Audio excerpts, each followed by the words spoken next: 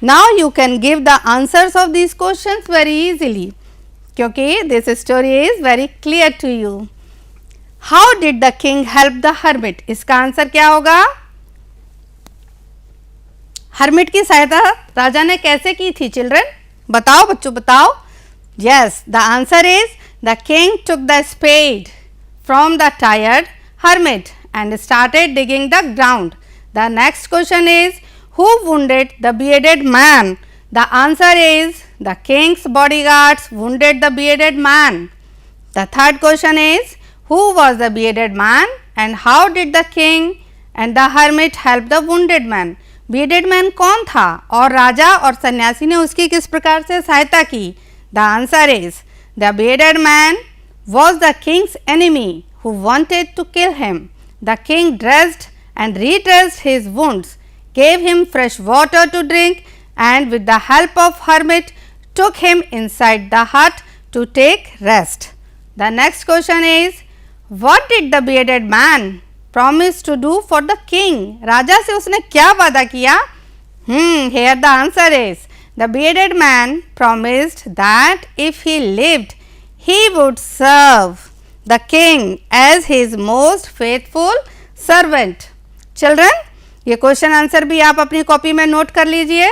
Next, after reading the story you can give the answers very easily. These lines are here and you know very well these lines are said to whom, by whom. किसके द्वारा बातें कही गई और किसको कही गई?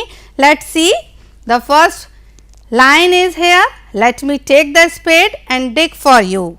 Yes children, you are right. The king to the hermit. Here comes someone running. ये किसने कहा था? Yes, you are right. The hermit to the king. And forgive me. ये किसके words थे? The bearded man to the king. Now fill in the blanks. What will you have to do? You have to write the opposites of the given words in the brackets. ये जो brackets में words लिखे हैं इनके आपको opposite antonyms इसमें जो खाली जगह है उसमें भरने हैं. तो friend means होता है दोस्त, इसका antonym क्या होगा वो यहाँ लिखा जाएगा. Strong का antonym होता है weak जो यहाँ लिखा जाएगा. Master का servant. तो ये भी हम देख सकते हैं. The first one is I am not an enemy of yours. The old woman was too weak to walk. He is a very faithful servant of mine. The next is I have warned him for the dash time. तो first का क्या होता है? Last. Yes. You should. अब इसमें forget है. Forget means होता है भूल जाना और remember मतलब होता है याद रखना. तो यहाँ हम लिखेंगे You should remember these rules of grammar. The next one is they are going to punish का opposite क्या होता है? Reward him for his bravery. Let's do revision of this. You can see here some opposites. यही opposites जो मैंने यहाँ लिखे हैं उनको यहाँ लिखा गया है. आप फिर से देखिए इनको तो अच्छे से याद हो जाएगा. Enemy, friend, punish, reward, master, servant and positive, negative, forget, remember. I think this is all clear to you. Yes.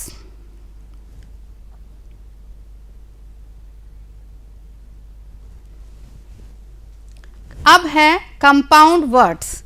What are compound words? When two or more words are put together to yield a new meaning, that are called compound words. एक नया जो word होता है form वो compound form word कहा जाता है and they can be divided into three parts जैसे open compounds and hyphenated compounds as well as closed compounds. आज हम पढ़ेंगे closed compounds के बारे में. इसके अलावा open compounds आप जानते हैं which are spelled differently. हम दो तरह से जिसके बीच में गैप होता है ऐसे वर्ड्स को जैसे आइसक्रीम.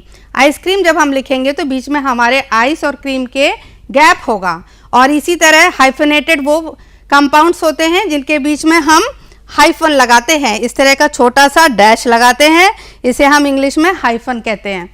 अब हम जो पढ़ने जा रहे हैं दे आर क्लोज्ड कंपाउंड्स। यहाँ इनका जो है आप एक उदाहरण देख सकते हैं।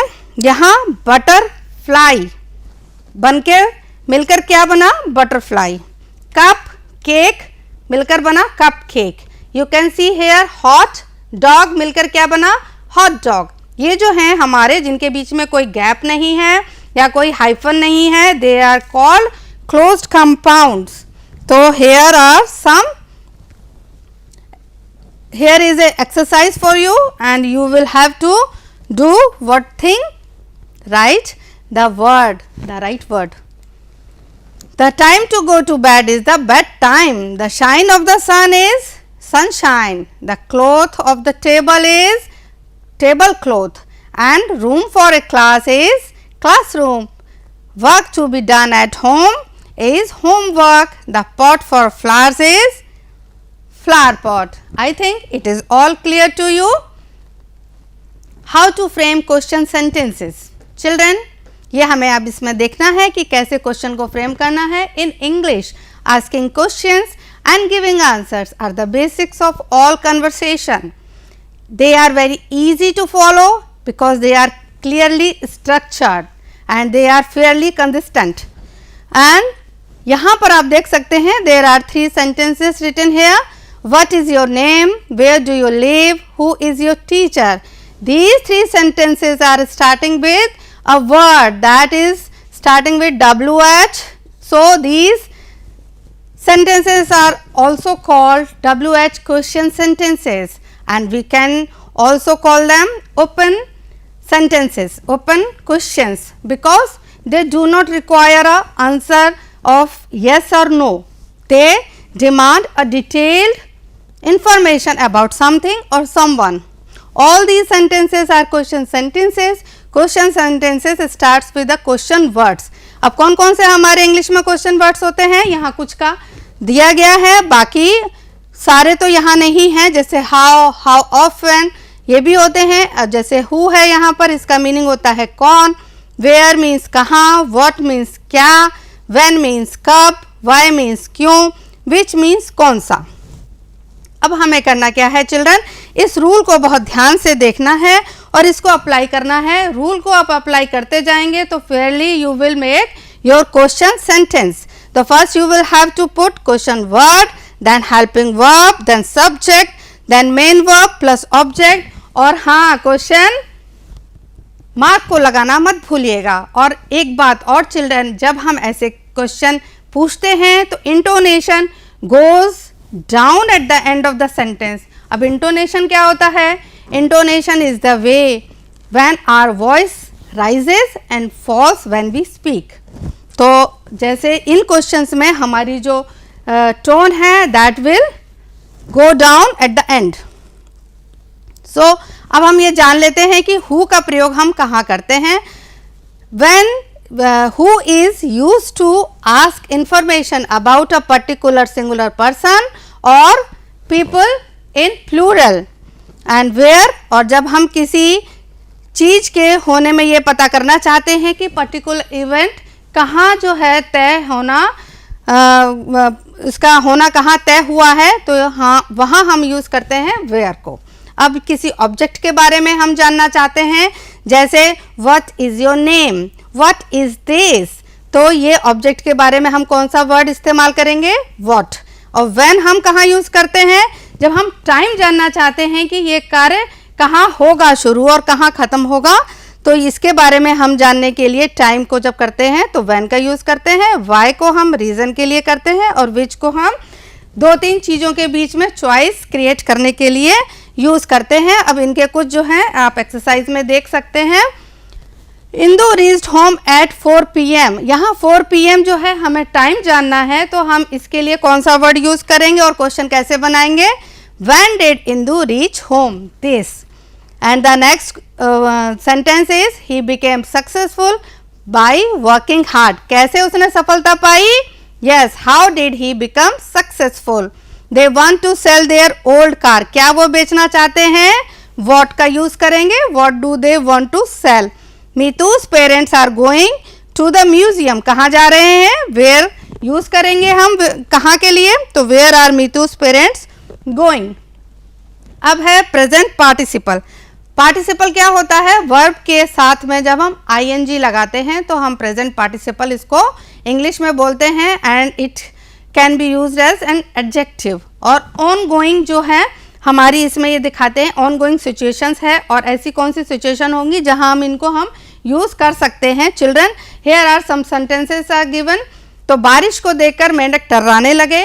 एक ये जो सेंटेंस है इसमें आप ये देख सकते हैं कि कौन टर्राने लगा, मेंढक। और किसको देखा उसने, बारिश को। तो बारिश को जिसने देखा और टर्राने लगा, एक एक्शन खत्म हुआ और दूसरा एक्शन शुरू हो गया, बिल्कुल भी बीच में गैप नहीं हुआ। तो जब एक ही करता हो, करने वाला व्यक्ति एक ही हो तो और काम वो दो करे, तो जो है हम जो फर्स्ट सेंटेंस होगा उसके साथ वर्ब की फर्स्ट फॉर्म में आईएनजी लगाएंगे और सेकंड सेंटेंस उसके बाद लिखेंगे। ये हमारा इसका रूल होता है, verb plus ING plus object plus other sentence. तो यहाँ आप देख सकते हैं, seeing the train frog started croaking. यहाँ बीच में एक सेंटेंस के बाद जब दूसरा शुरू करेंगे तो कॉमा भी लगाएंगे। दराज खोलकर मैंने घड़ी उठा ली, इसका देखिए,